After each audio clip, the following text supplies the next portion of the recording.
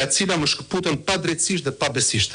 Ata që donin të më shinin me pranga në duar dhe jo me lopak në duar.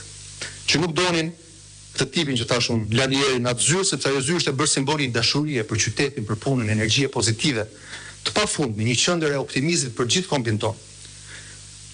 Mund ta burgosësh një njerëz, po siç jam unë në rastin konkret, por nuk e burgos dot vërtetën e tij. Edhe të vërtetën që udhëret, e vërteta është se mos prezenca ime nuk ka qenë zgjedhje. Pra unë nuk zgjodha që të vetë rëmbehem, të vetë izolohem dhe të vetë internohem në qytetin e Durrësit, në një burg në Kënet, por pasojë një izolimi të imponuar nga shteti, përmes i vendimit disproporcional nga letra anonime, a mund të vërtetë? Një izolimi të imponuar nga shteti, përmes i vendimit disproporcional nga letra anonime dhe zell persekutues, që më privoi jo vetëm nga liria dhe familja, por nga qyteti im, përpara se të provoj çdo fajsi. Si mund quhet shkelje? Mungesa një kryetari bashkie që është fizikisht ndaluar nga vetë organet e shtetit në bazë të një vendimi që nuk është i formës prerë.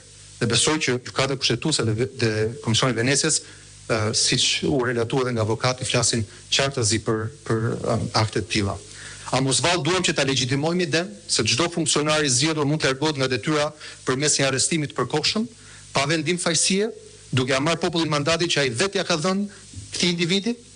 Nëse kjo pranohet, atëherë ta themi hapur sot, çdo mandat i zgjedhur nuk është më një garanci e sovranitetit qytetar, por është një leje, është një patent, është një licencë, që mund të hiqet në çdo kohë në varësi të vullnetit politik.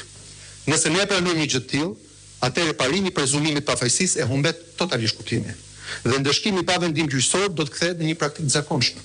Mjafton të arrestosh dikë dhe fare mirë e qiron nga puna apo detyra, misioni apo vota që ka marrë. Kjo do të ishte një rrëshqitje e rrezikshme nga shteti i drejtës tek shteti i paragjykimit.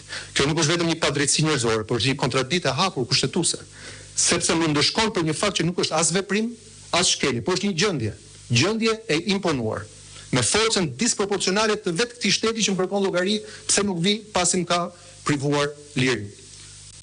Në finale, e nderuar gjykat, nëse pranohet që një kryebashkiak i zgjedhur me votën e popullit mund të hiqet nga detyra pa vendim të formës prerë, atëherë nga mjesër çdo qytet, çdo bashki dhe çdo mandat popullor mund të bjerë prej vendimeve politike të momentit.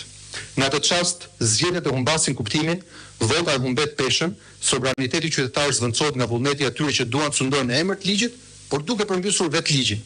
Kjo nuk është demokraci. Kjo në fakt është përmbysje e demokracisë. Ky nuk është një prezumim pafajësie, por është një prezumim fajësie. Dhe aty ku pafajësia zvendçohet nga paragjykimi, drejtësia pushon se ekzistuari. Në finale, ajo që duhet t'ju them është se nuk jam këtu për të kërkuar një mëshirë ose një privilegj. Vi për të kërkuar këtu drejtësi kushtetuese. Drejtësia është mburoja morale dhe fundore e Republikës tonë. Ajo që mbron rregullin dhe që na mban bashkë si shoqëri. Ajo që ndan shtetin e drejtës nga shteti i frikës, ligjin nga arbitrariteti dhe republikën nga çdo formë sundimi. Në këtë moment vendimtar, fjalët e fundit, ju nuk jeni thjesht një gjykat që po shqyrton një shkarkim të një nga 61 kryetarët e bashkive. Ju jeni, siç ka përshkruar Alexander Hamilton, një nga etrit themelues të SBA-ve, trupi ndërmjetës midis popullit dhe pushtetit. I krijuar për ta mbajtur pushtetin brenda kufive që ka caktuar kushtetuta.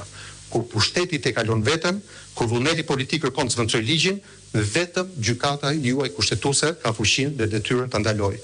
Vetëm kjo gjykatë mund ta rikthejë shtetin në binar të kushtetutës dhe ta mbrojë qytetarin nga abuzimi i pushtetit që ai vetë ka dhënë. Ju falenderoj shumë për vëmendjen dhe ju uroj një punë të mbarë. Faleminderit, nderuar, zgjini vendin. Dakor. Mirë. Siç është procedura, po i kaloj fjalën gjyqtares relatore për pyetjen kur të përgjigjen